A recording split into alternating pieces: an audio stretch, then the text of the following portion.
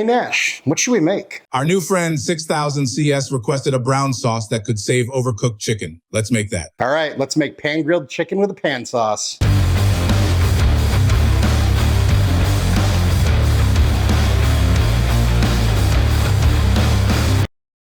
Welcome to Chaos Kitchen, where we cook your requests. We got a request from 6000 CS to make a brown sauce, not barbecue, that would help save chicken if you overcook the chicken or if the chicken just turned out dry. So that's what we're gonna do today. It's gonna be simple. It's all gonna be in one pan. Gonna come together pretty quick, and it'll give you a sauce that'll save your chicken even if you don't cook it correctly. So without further ado, let's go.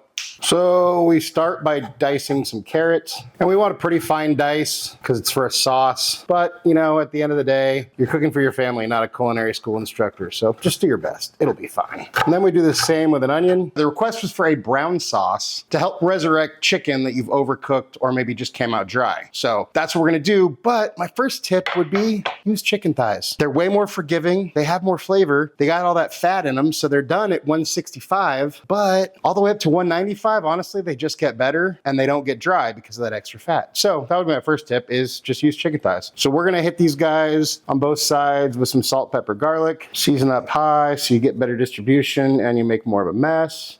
Then to a hot pan on medium heat, throw in a little bit of oil, let that heat up. Then we add in our guys, presentation side down, meaning the prettier side. I'm actually gonna turn the heat up at first to get a nice sear, and then we'll lower it to cook them all the way through. Scoot them around a bit, make sure that nothing's sticking. Then when you have a nice golden brown crust, we go ahead and flip them. At this point, I'm gonna lower our heat to medium. So right now we're sitting at about 165. So we could easily pull these now, but I'm gonna take them up to at least 180, 175, 180. All right, these guys are up to about 175, 180. So we are going to pull them, set them aside, and then leaving the heat on medium and leave everything in the pan. That's what's gonna give us the flavor, is all that fond. So we're gonna melt 3 tablespoons of butter. Once your butter's melted, we throw in our carrots and our onions. And while you're doing this, just kind of start scraping stuff off the bottom and incorporating that. And then we just let these guys cook. Once your veggies have softened considerably, clear out a little landing spot, throw in about 3 or 4 cloves of garlic minced. Let that cook until fragrant, about a minute. And then we stir that through. Add a pinch of salt and pepper. You don't want to go too heavy because we can always add more later. We'll go ahead and stir that in, get everything good and combined. Let all those flavors marry. Polygamous vegetables, apparently. Polygamous flavors, whatever.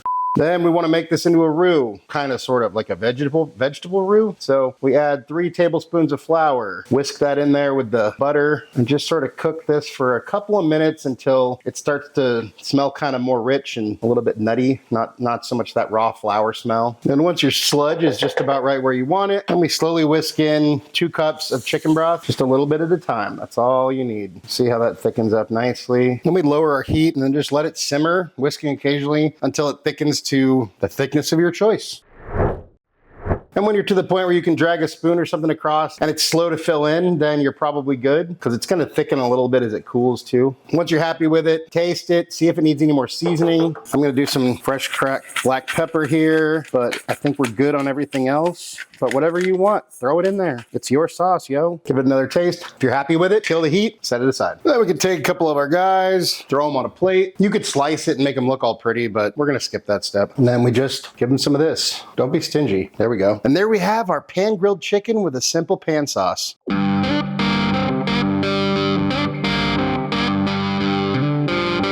And it's time for a bite. Cheers.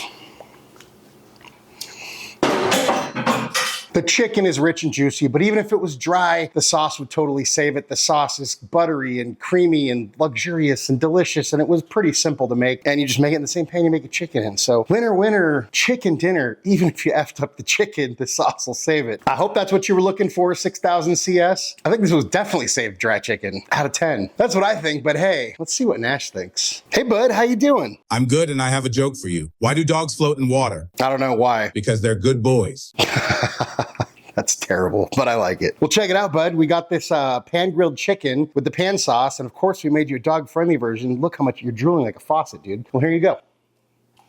What do you think? Oh, that's fantastic. The chicken is cooked perfectly, but this sauce would definitely save overcooked or dry chicken. Anything you want to say to your fans? Isn't it nice to think that tomorrow is a new day with no mistakes in it yet? Nash approves, I approve. Look, sauces are a great way to cover up food you overcooked, food that didn't turn out the way you wanted it to, or if you couldn't spring for the great cut of steaks, there's a bunch of different sauces. This one on chicken, I think is fantastic. You could make it a similar one for beef and it would work just well. But like there's a billion of them out there. This is just a super easy, super simple, quick pan sauce. So I hope that's what you're looking for, 6000 CS. Thank you so much all for watching. Really appreciate you all. Love you all. If you wouldn't mind taking a second to like, share, subscribe, hype, hit the bell for notifications, all that good stuff. If there's anything you want me to cook and you want me and Nash to taste, go ahead and drop that down in the comments. And hey, if you like this video, check out some of our other simple weeknight dinner type meals. And just remember, cook more, eat better, embrace the chaos. That's it for now, folks. Until next time, be good and peace.